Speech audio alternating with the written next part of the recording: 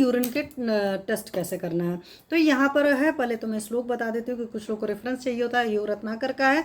तो निशांति अंत्यया में घटिकाश चतुष्टय उत्थाप्य वैद्य कीलम रोगिणम च मूत्रम ध्रुवम काचमय च पात्र सूर्योदय तत् सततम परिच्छेद तस्यात् धारां परिहृत मध्यधारोद्भवं तत् परिधारित्वा त्रीणेन दापयेत तैलबिन्दुं तत्र अतिलाघवत् विकासितं तैलम् अथ आसु मूत्रे साध्य स रोगी नैवं विकसितं चेत स्यात् कष्ट साध्यो तल्लगे तु असाध्यो नागार्जुन ने कृता परीक्षा। एकदम सिंपल सा लैंग्वेज में क्या है कि इसमें पेशेंट को सुबह सुबह ब्रह्म मुहूर्त के आसपास सुबह 4 बजे उठाना होता है। निशांत मतलब जब रात खत्म हो रही है तो रात के खत्म होते होते लास्ट प्रहर में आपको उठाना है पेशेंट को, ये बात को याद रखिए।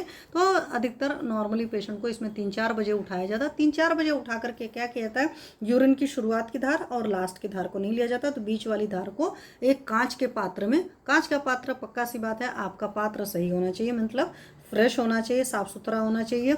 ये नहीं कि उसमें कुछ रखा हुआ था तब आप करोगे तो चीज़ नहीं है। तो फ्रेश पात्र मार्केट से भी अगर आप लेकर आ रहे हैं तो एक बार एटलीस्ट उसको बढ़िया से पानी और साबुन वगैरह से पहले धो करके फिर बाद में गर्म पानी से अच्छे से धो ले लीजिए कि कुछ भी उसमें नहीं रहेगा। तो कांच का साफ पात्र में आपने बीच की जो यूरिन है कलेक्ट कर लिया। यह काम आपने सूर्योदय से पहले किया। अब जब सूर्योदय हो जाएगा तो सूर्योदय के बाद में 1-2 घंटा कम से कम पक्का लगेगा। अगर 4 बजे का किया तो मान लो 6 बजे आया तो 2 घंटे तो कोई यूरिन वैसे ही पड़ी है। अब उसके बाद में आपने इसमें तो लिखा है घास से, आप क्या कर सकते हो, ड्रॉपर से डाल दो। हालांकि यहाँ पर घास से है तो घास से करेंगे तो ज़्यादा बेटर है। तो तृण मतलब उससे आपको 1 ड्रॉप तिल का तेल डालना है। अब तिल का तेल डालने के बाद आप देखेंगे तिल का तेल चारों तरफ फैल रहा है, बीच में रह जा रहा है या बिल्कुल नीचे बैठ जा रहा। अगर चारों तरफ फैल जा रहा है तो पक्का सी बीमारी जो आपकी है वो साध्य होगी। अगर स्थिर है बिल्कुल एकदम स्टेशनरी वैसे पड़ा हुआ है तो आपकी कृच्छ साध्य बीमारी है। और कई बार आपने देखा होगा ऐसे भी पेशेंट्स का रहता है जो नीचे जाकर बैठ जाता है तो वहाँ पर होता है कृच्छ मतलब असाध्य बीमारी होती है। और इस टेस्ट को ऐसा नहीं होता कि सिर्फ आपके पेशेंट को यूरिनरी ट्रबल है तब आप कर सकते हैं। आपके पेशेंट को कोई भी बीमारी है उसमें करिए। आपके पेशेंट को इनफर्टिलिटी के इशू हैं तब पर भी जरूर करिए। वेदर मेल या फीमेल दोनों का ही यूरिन आपको करना चाहिए। तो चाहे इनफर्टिलिटी का इशू हो रहा है, चाहे गायनी के कोई और इशू आ रहे हैं मतलब फीमेल के केस में, और चाहे बीपी की प्रॉब्लम है, चाहे हार्ट की प्रॉब्लम है, तो यूरिन का ये जो तैल बिंदु परीक्षा वाला टेस्ट है उसको आप करिए और अपना करने के बाद में आइडिया लगाइए।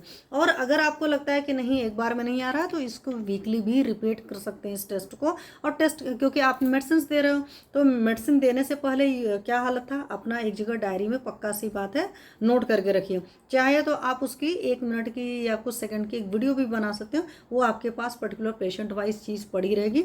नेक्स्ट टाइम जब आपने किया 15 दिन पर, हफ्ते भर, कुछ टाइम पर टेस्ट को बार बार रिपीट किया तो आपको अपने रेफरेंसेस भी याद रहेंगे, वो वीडियो देख करके भी कर लेंगे। जैसे मैं जब ब्लड लेटिंग करवाती हूँ किसी भी पेशेंट का, जो डिस्टेंट पेशेंट होते हैं तो उनके वीडियो मंगवाती हूँ और एक बार से दूसरी बार में उनके ब्लड में क्या चेंज आता है वो भी मैं पूछती हूँ। जैसे मान लो अभी मैंने ब्लड लेटिंग कराई, 3-4 महीने बाद पेशेंट को फिर से मैंने बोला ब्लड लेटिंग कराया तो मुझे उसका पिछला वीडियो याद रहता है या मैं देख लेती हूँ। तो वहाँ से मैं कंपैरिजन कर सकती हूँ कि उसमें कितना फ़र्क आया है कंसंट्रेशन में, उसकी फ्रिक्वेंसी में, जैसे कई बार निकलता है तो ब्लड निकलने में भी, तो ये सब सारी चीज़ें पता चलती हैं। उसी तरीके से जैसे आप ब्लड को अपने बहुत बड़ा पैमाना मानते हो, आप ब्लड लेटिंग इसीलिए करते हो, उसी तरीके से आप अपने पेशेंट का मूत्र परीक्षण भी स्वयं करिए। कुछ ज़रूरत नहीं, कोई प्रॉब्लम नहीं होती, सिर्फ ग्लव्स डालने की ज़रूरत होती है। जितनी मतलब कहते नहीं कुछ लोग होता है बड़ा मन खराब होता है, कोई मन खराब नहीं होता है। आप ग्लव्स